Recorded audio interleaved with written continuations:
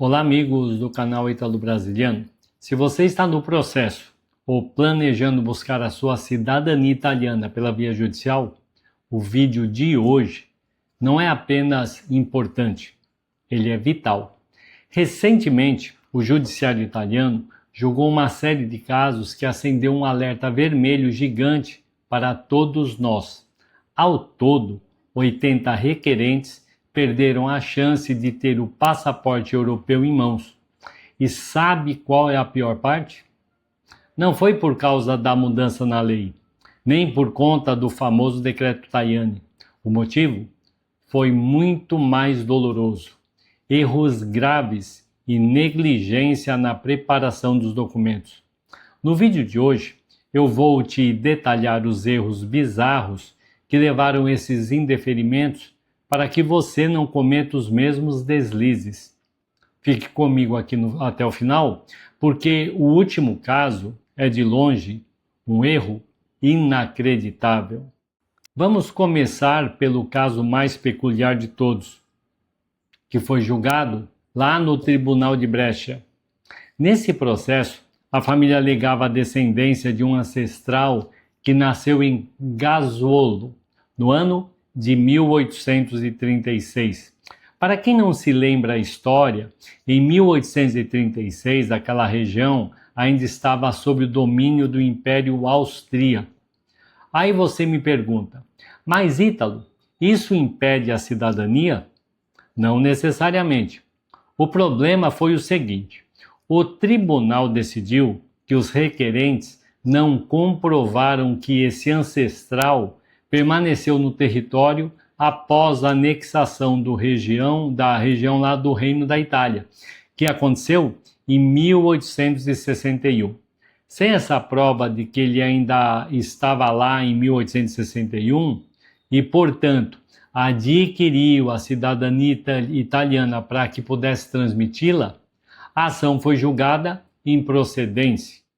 A lição deste caso é que entender o contexto histórico do seu antenato não é capricho, é sim obrigação. E em Veneza, o juiz rejeitou o caso alegando total falta de provas adequadas para comprovar a linhagem. Tem também uma outra questão que foi a pasta fantasma. Em outro processo, a petição inicial listava lá orgulhosamente 18 certidões. Sabe quantas o juiz encontrou anexadas no processo? Nenhuma certidão. Apenas a procuração e o comprovante de entrega foram protocolados. O resto simplesmente não existia no sistema.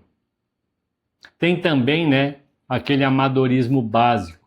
Em outra decisão, o juiz constatou que os documentos brasileiros foram apresentados sem tradução para o italiano e sem apostila de Haia.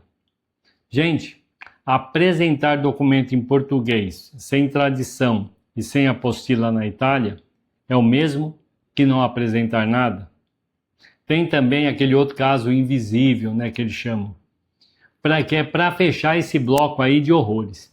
Teve um caso que faltava a própria certidão de nascimento do antenato italiano. E as demais certidões da pasta estavam ilegíveis, incompletas e, claro, sem tradução. E não dá para colocar a culpa na pressa dos juízes. Em alguns desses processos, os tribunais apontaram que os requerentes e seus representantes tiveram mais de um ano para juntar e corrigir a documentação, mas não o fizeram. Teve até caso onde o pedido de adiamento para apresentar documentos foi feito apenas 2 dias antes da audiência. Isso demonstra uma falta de planejamento e de respeito com o tempo do tribunal, e que, obviamente, não costuma terminar bem.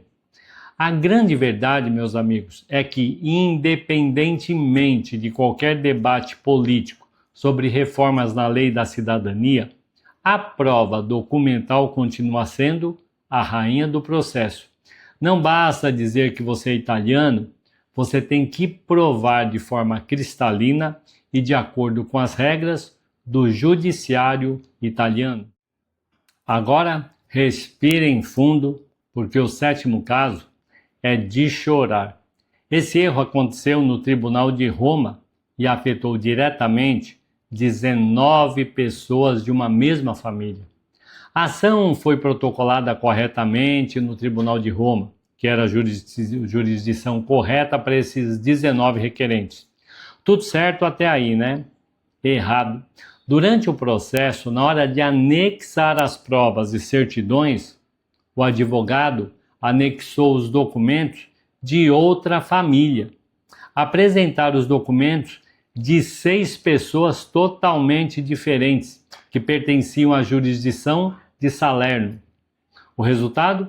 Os 19 requerentes de Roma ficaram sem nenhuma documentação no processo para provar o parentesco.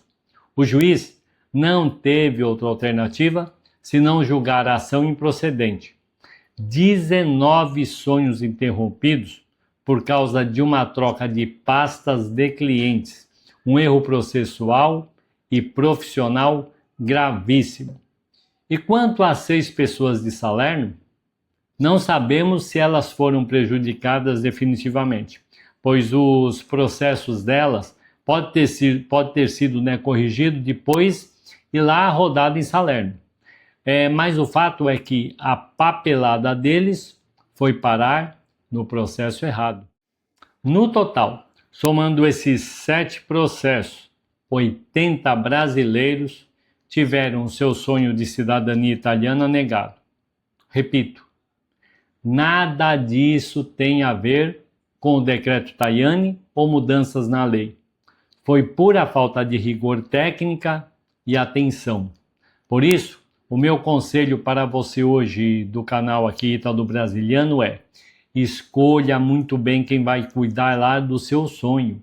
Não busque o caminho mais barato ou o profissional que promete milagres sem analisar seus documentos.